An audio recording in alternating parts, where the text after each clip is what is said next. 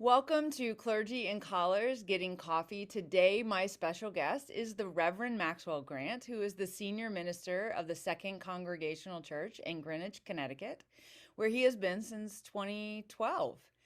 He and his wife, Liz, are the parents of two awesome girls. And in most of his free time, then now revolves around driving them to various activities. So, welcome, Max, to the show. Thank you. It's nice. Now, Max, I understand that. As a parent of two boys, I feel like, yeah, my life is often, especially as they age, it's Right. fairing until then becomes, I imagine, the glorious moment where they can drive themselves. Right. The Right. Other people experience that as like this moment of profound fear and, hope. And I just look at that and I'm like, what will it be to be free? What will it be to be to free? no longer be a chauffeur. I mean, yeah, it is one of those things that as I've aged and and we know chose to have children and all that kind of stuff, that I realized why in middle school and high school my mom answered the phone like, you know, What? whomever, Leah's answering service, Leah's Right, taxi right. service, like I'm like I get it now. Right. Right. Absolutely. How that stuff happens. But yeah, so that I'll just start there. I mean, you have been you were ordained before you had children, Right. but you were a husband. How do you balance all of that, all those various titles and roles? What do you do to keep you aware and balanced and to how do you know when you've gotten out to come Right. back? Right. No, it's a great question. And I would say, I come from a long line of two kinds of oholic. I come from a long line of alcoholics and I come from a long line of workaholics. And Uh, so when I look at the behaviors that were modeled for me, especially by my parents, neither of them are alcoholic, but they sure worked all the time. And so for me, that feels deeply natural and preferable, right? mm, In a way that the challenge for me in part is to say, who else needs you other than this laptop now? Or what's a meeting that they really don't need the pastor to come and be part of in all of the ways that pastors can wander into a meeting and then suddenly you're chairing the meeting. yeah. And so so I have to think about that. The other part of it that is has sort of been surprisingly tricky is, as a guy, I think people are perfectly happy for me to be at my desk at 9 p.m., even if they're not the ones who are in there with me. And the idea that um, Mm. someone else in the family, be it my wife, be it my mother-in-law who lives about a mile away from us, that somebody else is taking care, and that that's women's work. There's a certain kind of person in the world of the church who would never say it outright, but they think it deeply. And I think for me, part of the challenge is recognizing when I've done as much as really needs to be done in the course of a day and not listening to the kind of the workaholic voice, but also not indulging the part that says, oh, you're such a good pastor, it's so nice you have this lovely wife who does all the things, isn't it great? And recognizing that, dishes need doing and I'm just as good at doing the dishes as anybody. Um and that those are tasks that also are largely mine. Mm. And also, and this is, sort of the parent piece of it. Um, Man, they grow up fast. They do. They And yeah, so like this world where like it's real, like you can miss all this stuff. And the people who are slapping you on the back for, oh, it's so great that you spent this time doing the new PowerPoint for the budget hearing and you didn't go to your kids, you know Whatever. or whatever, Yeah. good for you for being such a good shepherd. Yeah. Like, those people are out there, and you got to learn. They're trying to be nice, but you've got to hear that Yeah. as, Yeah, it sounds like you also have to be then very self-aware, because it would be easy to be like, love all that affirmation, oh, right? absolutely. Yeah. Right? So you have to be aware that you're like, yeah, I need to also have that kind of affirmation from my wife and my kids. Like, Right. I also need them to be like, hey, You were there. you were there. Right. You showed up. I mean, I know this is for some of my male clergy. It was very difficult for them to get the schools to make sure that they were the ones on the forms, because their Oh, wives we've had that. work. Yeah. Have you had that? Oh, Like, now obviously, absolutely. like, I'm the mom and the the clergy, so that doesn't I didn't have to have that particular discussion. Right. But a number of my male colleagues in ministry have to be like, yeah, mine's the one that flexes and bends. So, like, if my kid spikes a fever at school, call me. Absolutely. That's the reason that I returned to parish ministry when I did.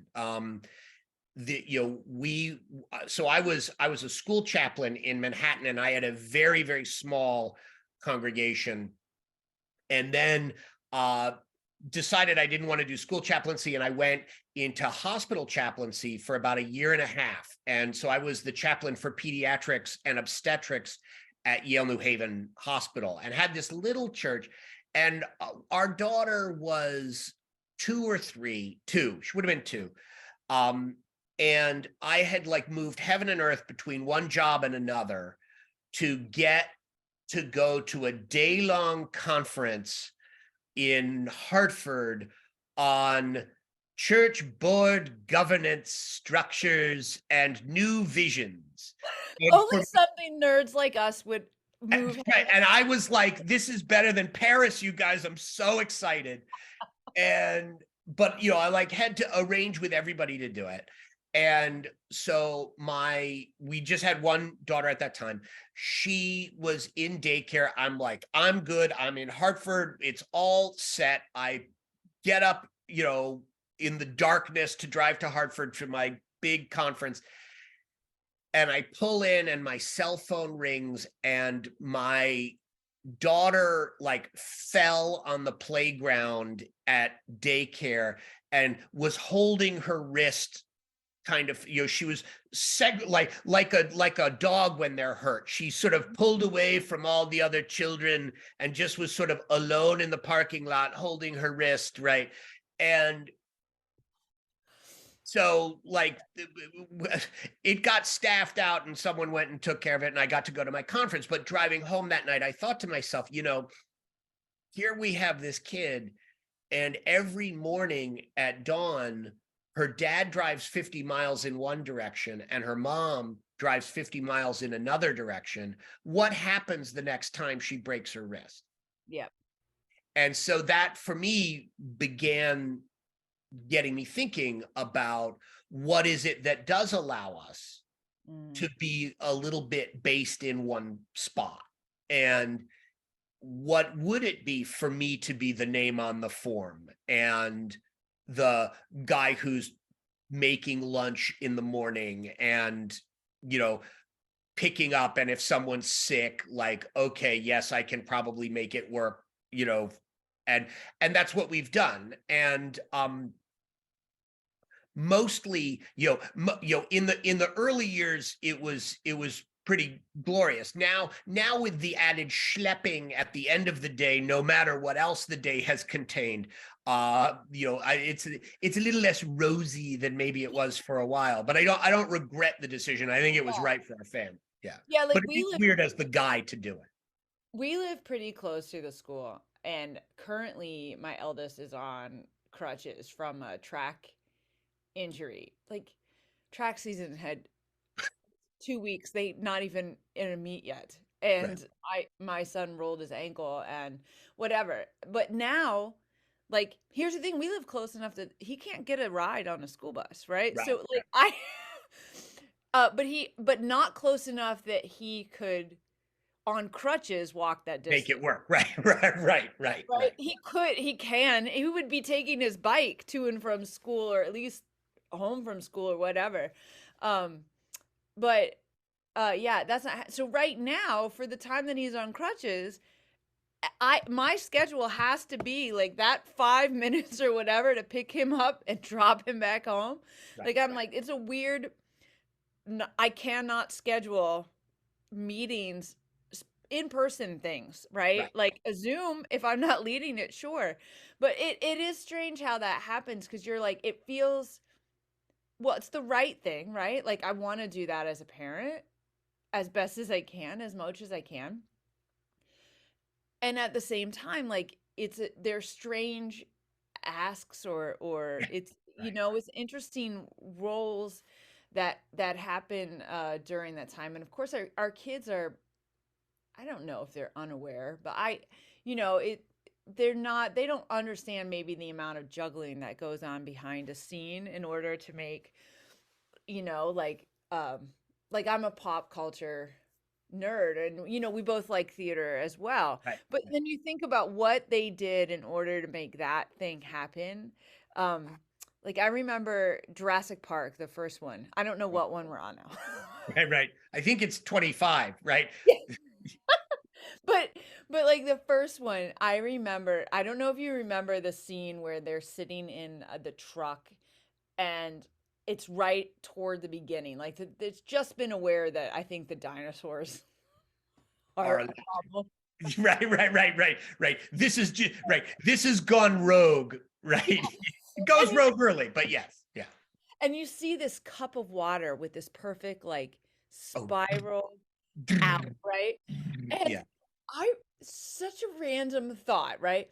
That was done apparently by a guitar string being plucked. And Right. like it rippled out over the cup. And you're like, who in the world figured out that that was the perfect way to get that ripple? And like Right. whatever. And then when I became a parent, I was like, oh, whoever that was, they were a parent, right? Right. Or like a person who's responsible for juggling a lot of things and making something that seems so Right. every day, or like, and anyway, that's there's a lot of that with ministry as as well. So do you find like that's a question I always like to ask clergy is, are there things you wished you had learned in seminary Mm. that you're like, now I'm thinking about it, I'm like, interior design might have been Right. things Right. I've learned to make the altar, or the communion table and everything look great, to always like look Right. perfect.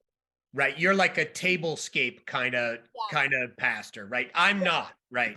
I'm not. I am the person who, this is before I was ordained. I had gone to divinity. Maybe I was even in divinity school, but the church where I was ordained, which I loved, had a lay member on a Sunday I was preaching, and it was like Memorial Day or something like that. And she had taken the communion table unbidden and placed and draped something beautifully along with a helmet and um and a bayonet Who just has and a a Bowie like it was like implements of war, and it was meant to celebrate soldiers, but I was like, this is a little bit glorifying the violence of war, and that's really not appropriate for the communion table. Should we have like a bloody Bible there too?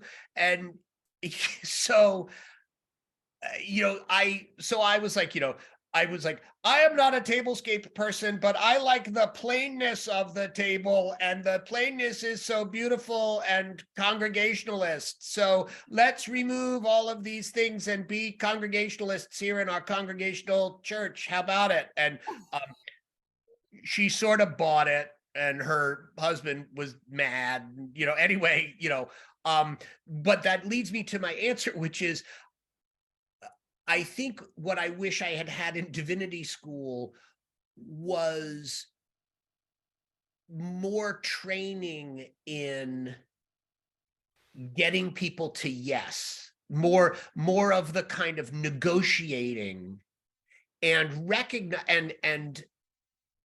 recognizing that you may be negotiating whether there should be a bayonet on the communion table, or you may be negotiating something that is manifestly more weighty, but the fact is the skills in their own way are not dissimilar. Yeah, this was something that I heard. Yes, I think that that's great. I mean, I agree with you that some of the things I actually wish was like management, some more management type of classes, which I feel like that would be a portion of that, which you then have to, you know, do on your own. But that was like somebody had said that once to me early on, like with kids, is like we often say we're teaching our children how to share, but in truth, most of us don't really share, we negotiate, right? Right. Yeah. Right. Right? And I really liked that because it is like this concept, oh, well, this is, it's Christian. The Christian way is that all voices are valued, and you're like, not at all the times, right? Not all, or maybe not all equally, and maybe that's a bad thing that we can look at, but like we know that there are always dynamics, right, of people who've been in the church for a long time Yeah, and who that's have right. a family history, right, of being in the church or being the leaders for a long time. That when they say, we're putting this thing here, Right. it doesn't have the same power as like Right. new, and how, and as a pastor, you're going, how do I mediate that? How do I Right. negotiate between those things where everybody feels valued and heard, and that, but I do think you're right that there is a negotiation that happens. That's a good skill. Yeah. But I feel like you have that. I don't know if you got it in seminary, but um you definitely like, so just for people listening who Oh, don't, right. right. Don't know that we know each other. Right. Yes. you know, Right. but Max and I met too long ago now. Yeah. It's very long ago. Uh, as chaplain in a chaplain residency program at Weill Cornell Presbyterian Hospital in New York City. And there were three of us that were chaplain interns, residents at that time. We each had our own floors to take care of, but there's a that we were responsible from and then other rotations. And I guess I should say it was a while ago, but I witnessed some fairly master negotiation level skills that you did sometimes or had to happen, with strangers, even, right, in a hospital room or between a doctor and Right. Right. One of the things that I think is different in those contexts, though, is, if you massively blow it and everyone gets furious at you, you walk out of that room and you're like, oh, gee, I guess I'll go get a brownie or something and, take a break. Where within the context of the long ongoing relationships of church, oh yes, that is a you difference. know, you're not only navigating an instance, but you're navigating a relationship that will continue to reverberate in various kinds of ways.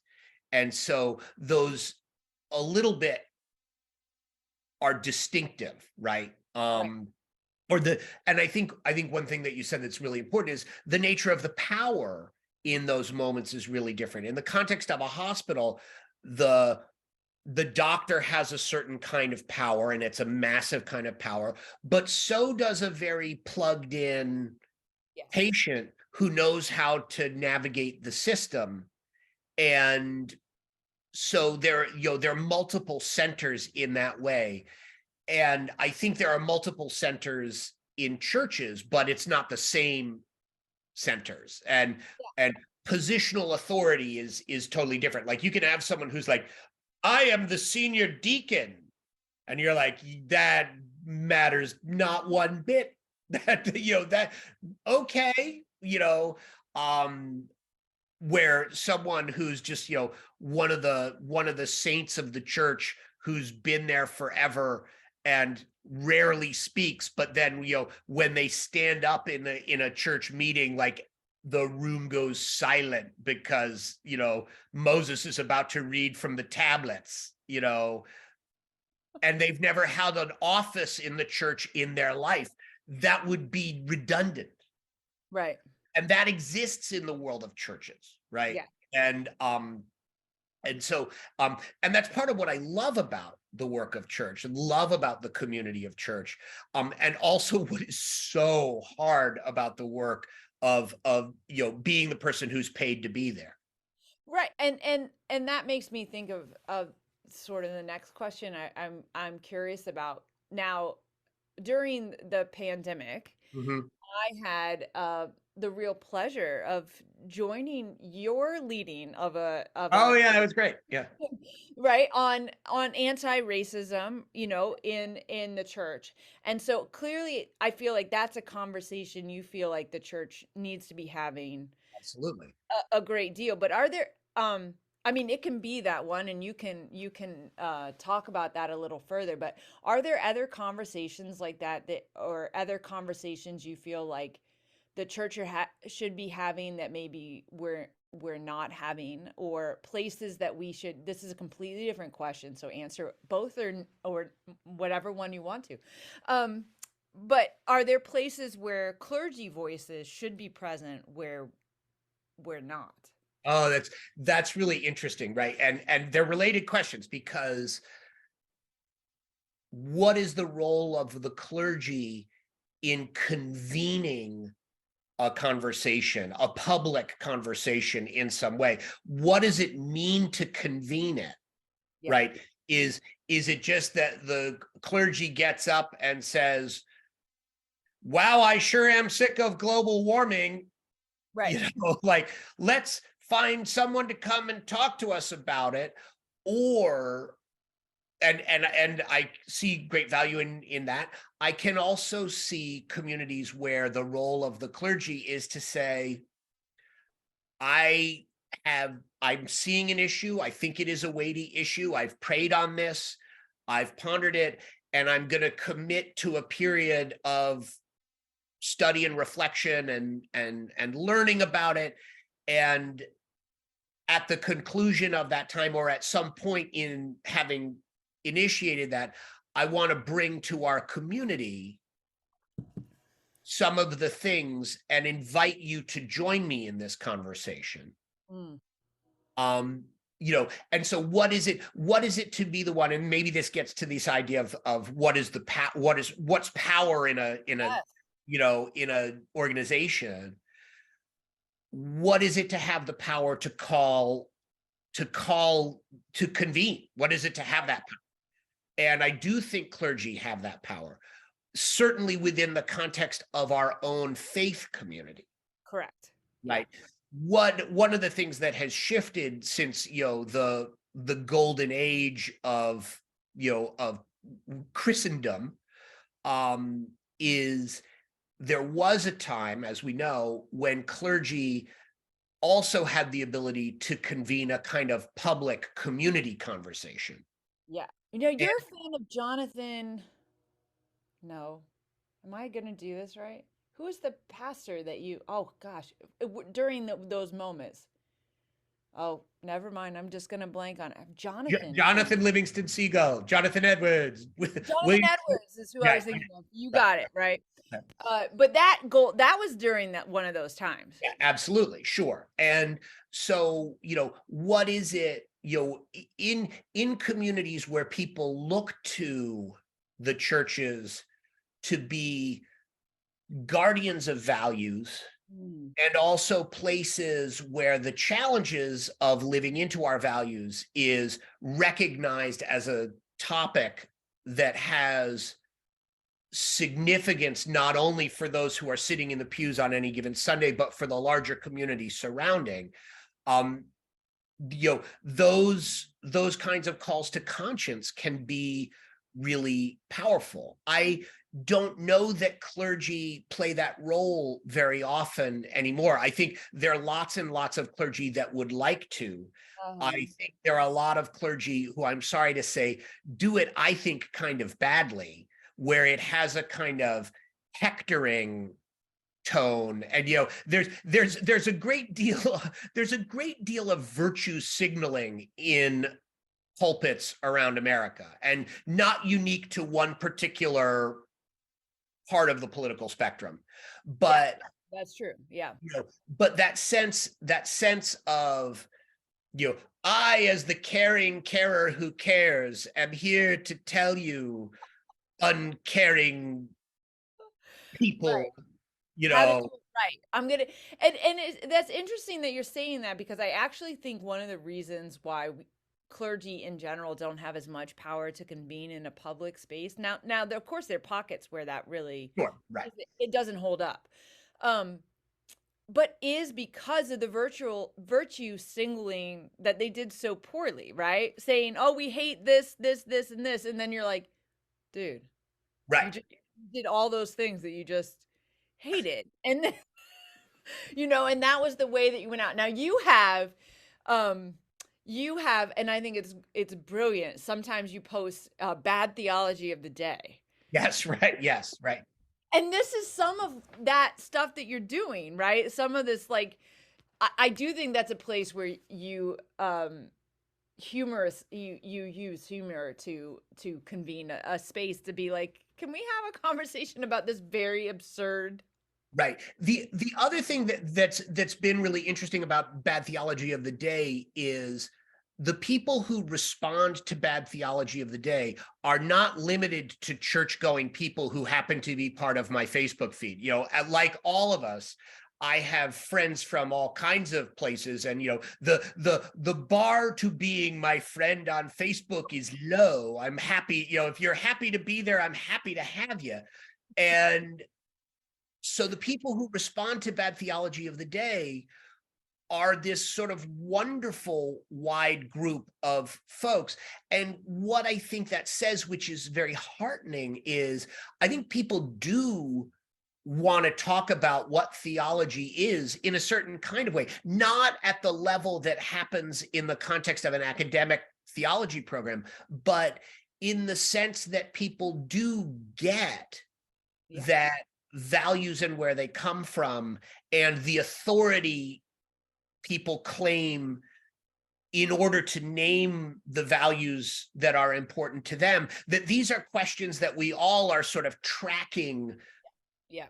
around one another and through one another. And I think that desire to see it done better, or at least to sort of name, there is a kind of moral floor of what is utterly ridiculous that people would like to sort of find their way toward together. And I think that kind of happens in a fun way with bad theology of the day, which Yeah, is cool. do you have, I mean, I totally am putting you on the spot, but like, do you have one that's one of your favorites, just to give an example to people who might be listening or All right, watching? I'm trying to think. A lot of the things that I push back against, and probably the most controversial, because this is very deeply held by some people, are versions of everything happens for a reason theology.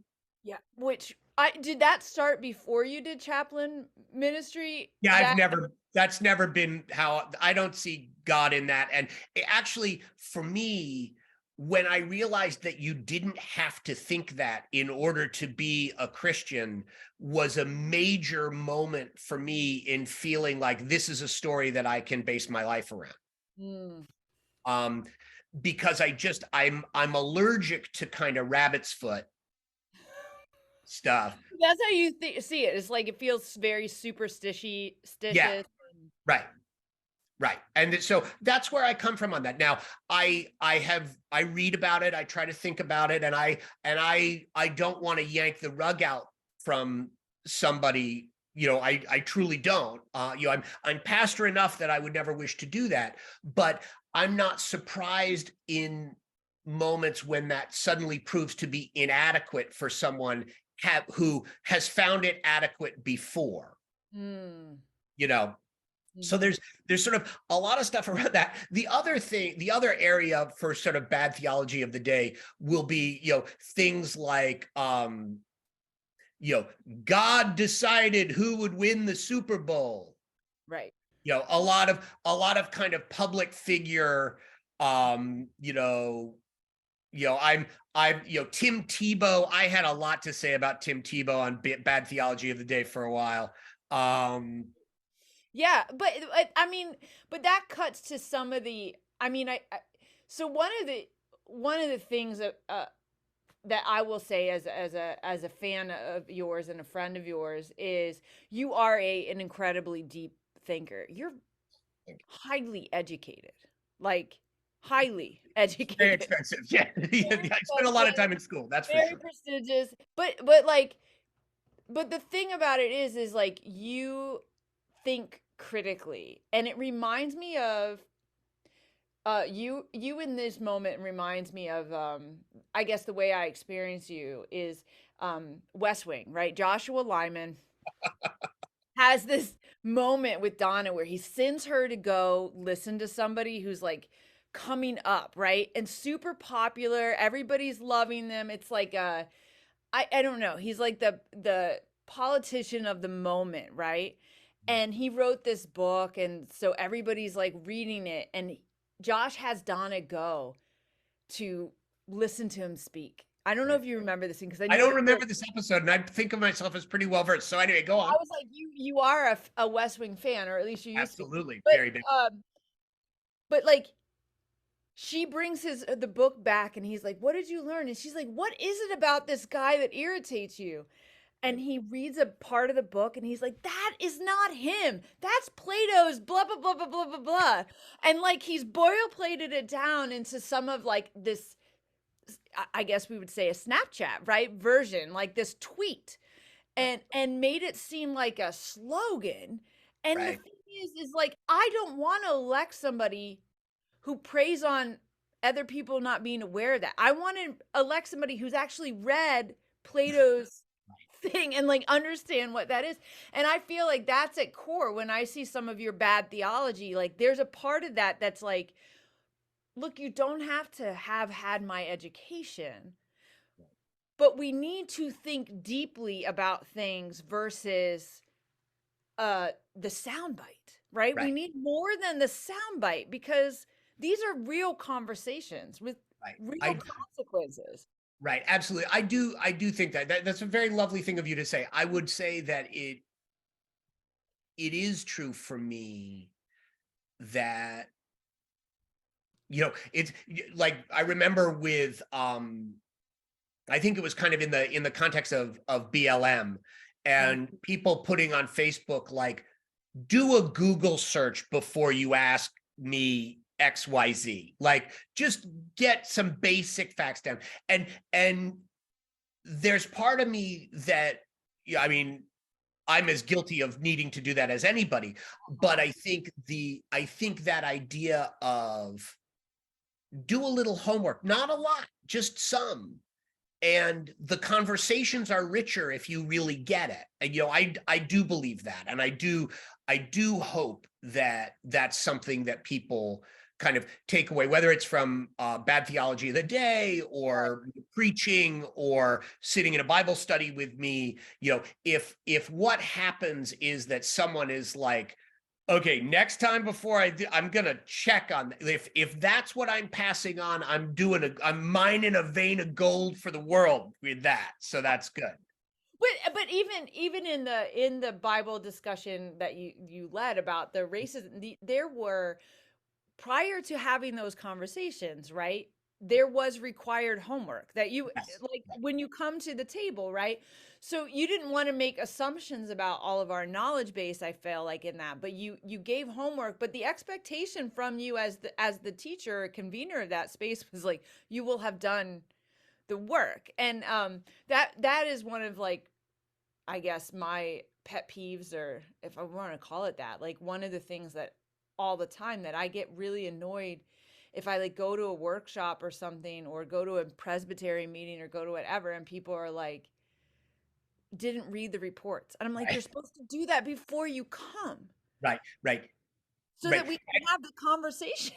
Right. And it's disheartening to feel that that happens in the context of Presbyterians because, like, I'm a Congregationalist, and the joke with Congregationalism is, if you don't like organized religion, come and be with us because we're completely disorganized about everything. But, we look over at the Presbyterians, and it's like, wow, it's like We have trying to draw something and then going to Italy, and you're like, wow, this is what art can be, so that's bad. That's bad that you've caught that from us.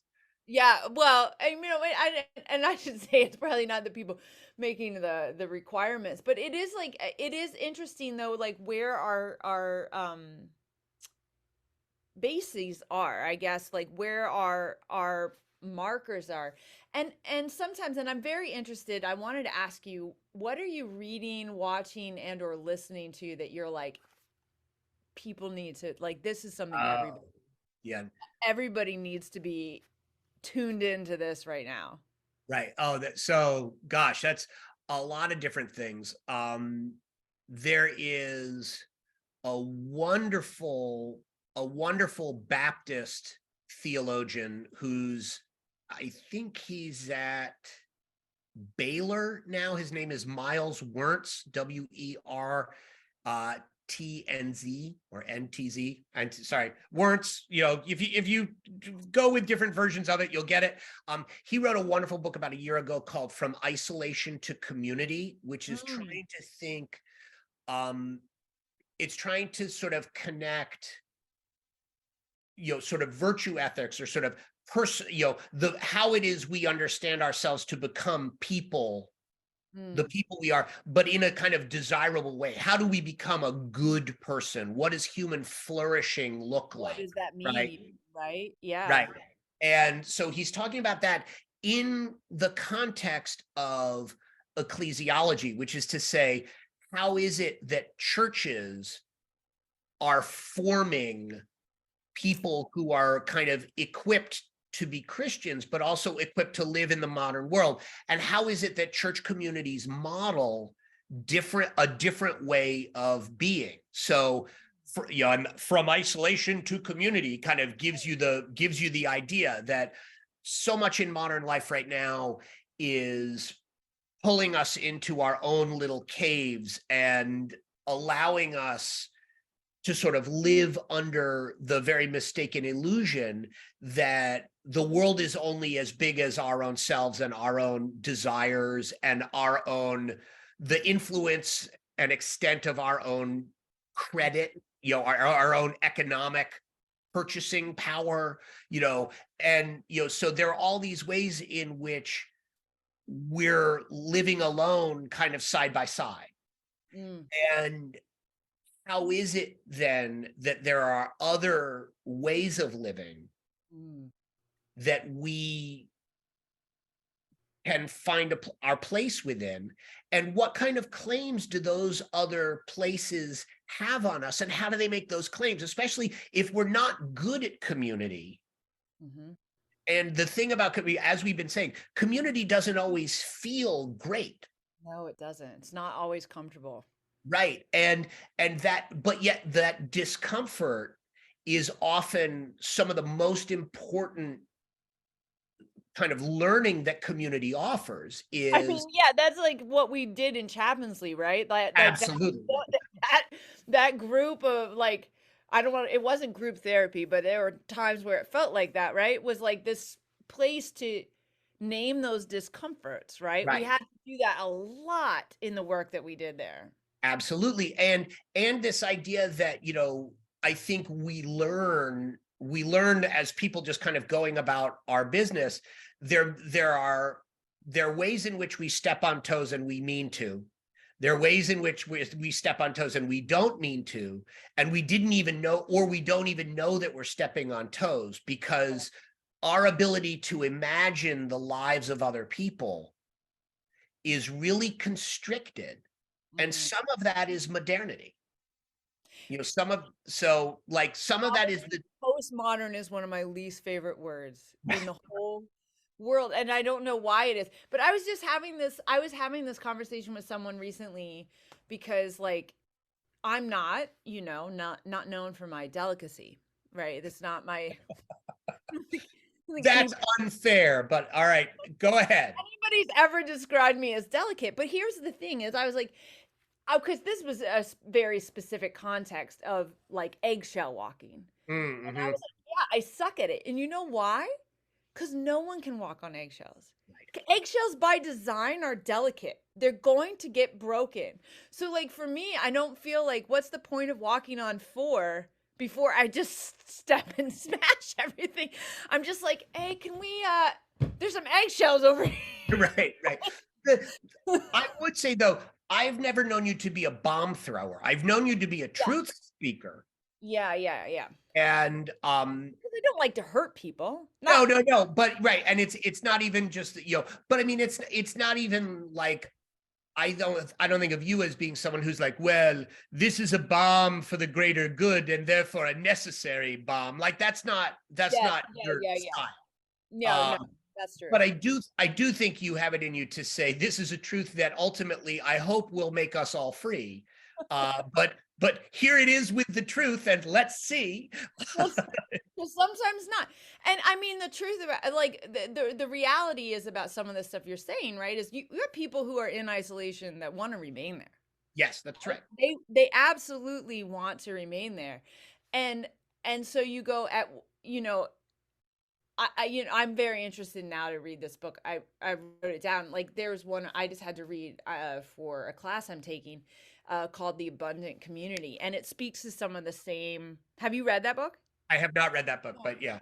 But, it speaks to some of the same context. It talks about it more as like being consumer culture into, but how do consumer cultures get their power from living out of scarcity, right? Which is the same sort of individualized manner, right? That's the same sort of thing. I can do it by myself. I don't need anybody else. I'm perfectly content on my own. And they're like, no, an abundant community is one that recognizes, right? All the gifts that we need are already present. How do we access them? How do we use them to build community? Which means would I guess mean that somebody who wants to be more isolated, you value their voice still when they decide to engage the community. Right. And there's a kind of a place for that. I think another way to put that is also, how do you understand the story by which you're organizing your life?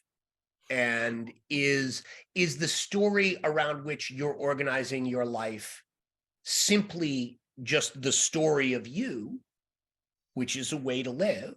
Right. Or do you understand yourself as part of an even larger story of which you're only one piece?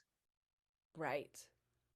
Yeah, that interconnectedness, right? That continues to be something I feel like I'm still learning. But Absolutely. You think like the Bible so connects everything. I mean, as much as the begats get long. Right. As much begatting gets long, right? What that does tell you, right, is there's stories embedded in each one of those. Right. And there's connectedness, right? They're like communities that have interwoven in those begats and whatever. So there's power in hearing it as much as it might be like 4 pages. Well, right. And and it is really interesting. I mean, here in this time when there's such a hunger to know where we came from. Like look at Ancestry or the Henry Louis Gates show on PBS, where people find like that they were that they have these fascinating, sometimes really dispiriting stories that they don't even know, that have been lost to time. And and it doesn't take very long. in order to kind of lose track of that. And people don't want to, so one of the things that I have done in my spare time is a lot of work on Christian theology and gun owning. And yes, this is a whole other thing. But so one of the things that I learned in the course of doing this research on Christian gun owners is, reading a little bit of the history of guns in America. And I was reading a book, and it was talking about the rifle, the Winchester Rifle Factory in New Haven, Connecticut. Oh, okay. And I was like, well, gee, that's funny. I have a lot of family from New Haven, Connecticut, and they name in this book, the head of the shop floor, and it's, this guy, George Ross. And I'm like, oh, that's funny. My great-grandfather was Remore Ross. Oh my God, they're brothers? And it's my great-great-grandfather. And I didn't know. You're like your own finding roots. Exactly. I didn't know. Wow. And it's and I knew my great-grandfather. So, but I never talked to him about his parents. He was a grouch. So like all he ever did was shout at the Sunday morning TV whenever Eleanor Clift came on the, McLaughlin group, because he hated her. So that's who, so I was like, I don't want to talk to him. Like, I don't want to get to know his story. And yet, in so many ways, there's so much about that story that I have my own questions about. And yet, and I think that there are lots and lots of people who have those things in their lives where we're so divorced from this notion of being begotten. Whether it's our own earthly chain of begats, or sort of theologically, what is it to live with the belief that God decided that the universe needed you here, that God's creation was not complete until you were a part of it. And so we're begotten in some sense in that way too. What is it to understand those things as at the heart of the fact that you're even here in the first place? This is that's powerful. That's super powerful. So that also is the length I think a hug and a handshake are supposed to be. That very sentence that you just said, that because not all people are huggers, and sometimes you don't want to hug somebody you just met, right? So you might shake their hand, now that we're back to that. But like, I think the firmness in a handshake is as long to really be able to say that, right? Hey, like, you're like that notion that you begotten here. We're here, right? Connecting in this moment. And the same with a hug.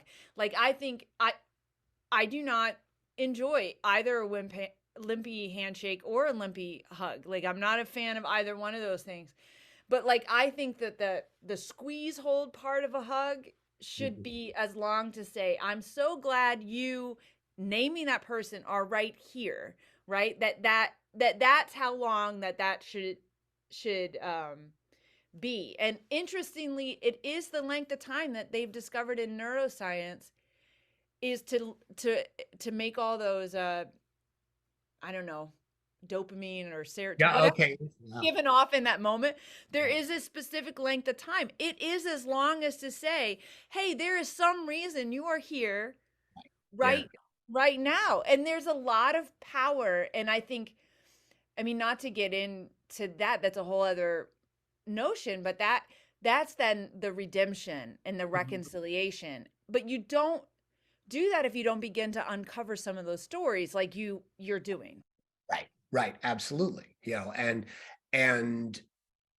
that work seems more and more urgent now, because it's so easy for us. Again, we can be technologically very wired to a broader world, and yet we're, what have we learned how to do to take the technology and use it to silo ourselves? Yep. Right. And so how is it that we understand what it is to be connected? How do we even learn how? And who's the person who stomps on our toes but is still our brother or sister, right? Yeah. well, that's what I was wondering. Like, are you at the point you talked about, like the discernment process? Are you at a point you're still like discerning what this connection is between Christianity and Christian gun owners is, or are you, is it getting to the invitational like part? Yeah, it's I would say, where I have landed in that work. So what I did was I interviewed self-identified Christian gun owners all around the country. Wow. And many of them, and so I didn't, go to places like, notoriously fringy places like the Bundy family ranch, or, sort of, I wasn't looking for extremists. I was looking for kind of folks. Well, frankly, I was looking for whoever was willing to talk to me. And the people who were most willing to talk to me were people who were like, yeah, I'm a Christian. Yes, I have a gun, or I see them as very related.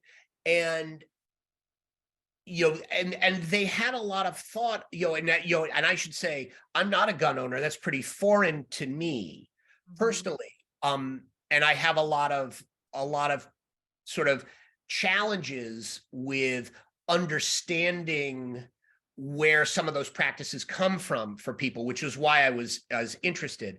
Because what I found was people with whom I thought of myself as agreeing tended to be rankly dismissive of, that there would be any reason that any person could ever want or need a gun, and that it's only that they were stupid or mean or, horrible in some way. And that's not who I found. There are people with whom I disagree for sure. But there's a whole range of things that go into that practice, and a range of ways that thoughtful people understand what that practice is, and the responsibilities that come with that practice. And that was all, frankly, news to me. That and very powerful. The upshot was not for me that gosh, I think I'm going to go become a gun owner myself. The upshot for me was, I think that in trying to find common ground around a very, very quickly polarizing issue, recognizing that that the folks on all sides of the question actually are very much thoughtful people of goodwill, it's harder to convince people around this issue because they are so polarized about it. But my experience, when I would say to people kind of what I was doing and, would they be willing to talk to me, they were by and large thrilled to talk to me and thrilled to actually have somebody ask them questions about it. And in particular, because my subset was very related to the faith community, they were thrilled that someone would ask them Christian questions about it.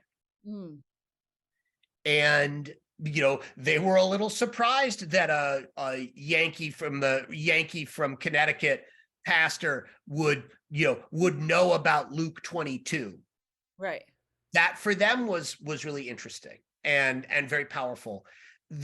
So there's a lot more I could say about it, but I think sort of within the context of this discussion, just to say, to have it affirmed that we do want to find ways to talk to one another, and we do want to find ways to imagine how we can live not isolated side by side, but truly together in a very real way. I think a lot of people really do want that, even if how to get there is really hard to figure out, which is why we need more public conversations around these things. Yeah, because it's clumsy, right? But just like anything else, the more we practice it, the better, hopefully, that we get at it. And I mean, and then there are other things that I think that can't be true, because my whole life I've been trying to learn how to whistle, and I still can't do that, right? There are just sometimes that it's not a skill set that I'm ever going to have, but I still appreciate every time I mention that, someone going, "Have you ever tried it this way?" And they like trying to teach me. Right. I still love that they want to, right? That's hope. Um, Right. so what if we are closing in on that hour mark, Right. and I wanted to ask you this final question. And we were chatting before as to why this question is important to me to ask. But I don't know if it's my research question. It's not, and it's not. Well, my academic advisor would be grateful to know that it's not actually my my dissertation question. But I have been very curious as to being a child of the '80s, as to what color Care Bear Mm. plant would be, and and what is that emblem on your belly. And I'll give you a chance to think about that, because I will say it's often been difficult in interviewing people is I always want to be like, I see you as this. Right. Right, and be like, no, they need to answer their own question. And but I just get so excited. Right. Well, and the where I think the Care Bear question is a completely defensible question, right? Yeah. Yeah, yeah. Is it's asking us to name what love looks like to us, Yes. Yeah. right? And it's saying that there's more than one way to be loving. Yes. And it's saying that all the ways that love finds expression in individual lives holds hands with all the other ways. And Right. that this is, and so this is what this is what it is to be the body of Christ, right? This is what the church is called to be. People who the nature of their loving, their style of loving may be different, Yes. but the thing to which it ultimately points is something that is shared. So it's you're mining the agape real well here, and I think that's what it is. Yeah. With that said, I'm one of two Okay. there. And my Care Bear knowledge is not encyclopedic, but Neither is mine, actually. there's sort of the crotchety grandpa one, Yeah, the grumpy bear. Grumpy Bear. So there's a component of me that is Grumpy Bear. There is also a component of me that is Wonder Heart, Oh, okay. right? And I think that part of me that's Wonder Heart is that in some sense the working out of all the I have a lot of room in my own heart for all of those individual ways that things happen. And so the idea that my role is kind of somehow behind all of those ways that other folks in my life are expressing that love, that speaks very deeply to me. All right. Right. And That it, how would you embody that as a symbol? I don't know. Maybe the rainbow is Wonder Heart the rainbow? No. No. It's a heart. It actually, I The heart. believe, Right. it's Thunderheart, not Wonder, but they're All all right. Okay. Sorry. My bad. but a giant red Right. heart There emblem. it is. Right. Um, Works for me and Augustine, so that's good. Yeah, but it's interesting. Do you have an idea? Would you be that same coloring, or would you is there a particular color? Like, it doesn't have to have deep thought to it. And I'll tell you what color I associate with you after. All right. Tell me what color you associate with me. Lemon. Huh. And it's simply because I know you like lemon birthday cake. Yes, It's not anything bigger than that, but there was such a joy when you talked about this lemon cake mix. yes. Like, right. That's you're remembering something. This is a detail from the way back, those who are watching, but she's completely correct. When my wife and I got married, she said to me, what cake do you like for your birthday? I would really like to make you a cake, and I could make you a carrot cake. I could make you a this, I could make you that. And I said, well, my favorite cake is lemon cake from a box with lemon icing from a can. She was like, "You mean limoncello? You mean?" Right. No. And I was like, right. No, I do not mean that. Right. I mean, like it tastes vaguely like gasoline. Like that's what I love. Um, and that for me that's the one. And it's just sort of like, but that asks nothing of me. But and maybe this is sort of the point, right? It Yes, doesn't ask anything of me. And I was like, no, but it's what I want. It's that's who I am. And right. that's what I like. Yeah. And so what matters to me is that someone's making me the cake, you know. So Right, and I mean, and Liz is being lemon. I like being the lemon colored bear. That's good. but, I mean, Liz is fantastic. Now, what I mostly, how I mostly experience your wife is always her Christmas letter card.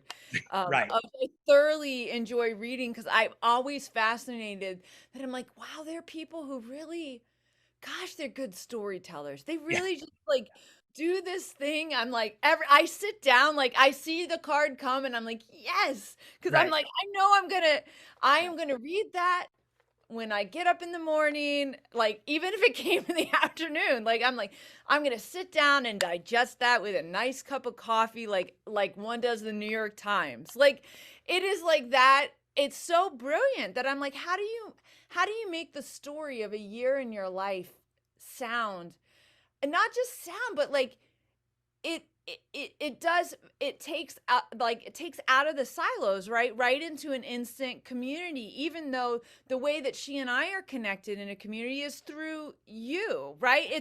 We've not really spent Right. Right. like time together because we live in different states and whatever, like we have met face to face, but it's so brilliant, like how much you can know people just based on the words that they choose, the way that they write, how they write, and at times it's been hilarious, at times it's been completely vulnerable, Yeah. and but I just really enjoy that. So if that's the person that gets to make you lemon cake, then Yeah. That's right. that's phenomenal. um Right. No, it's true. The one thing that we will sometimes say is we'll be talking about something and one of us will look at the other one and be like, our life is exactly what everybody thinks it is. Like, just everything is a seminar, everything, and that's that is completely true. I told my 13-year-old recently that I was like, I cannot wait till you get to the age where you realize, I don't know when it's going to be, but when you realize your mom is not this like boring, like to-do list all the time. Like, I just can't wait for the moment where you like go and meet other people. Right, right. And you're like, wow, Oh, wow. there's Like, right.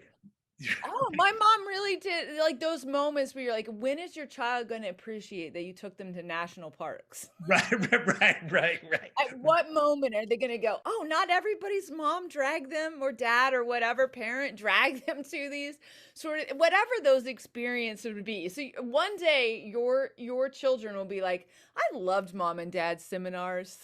Right, exactly. If only, right, if only I could watch Criminal Minds next to dad and have him point out every single Christ symbol in every single episode That's again.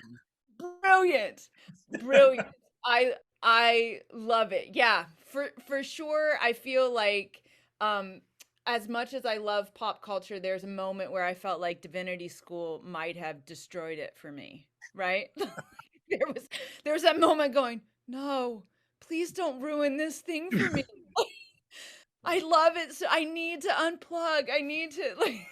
Right. Oh, there's no unplugging. It is all one seamless garment of divine inspiration. Yes. Yeah, for sure. Well, I am so grateful that you took time out to be here today Thank and you. to engage in this conversation with me. I thank you for your time. Thank you. It's wonderful to see you. And let's hang out again soon. Yes. All right. Take All right. care. Take care.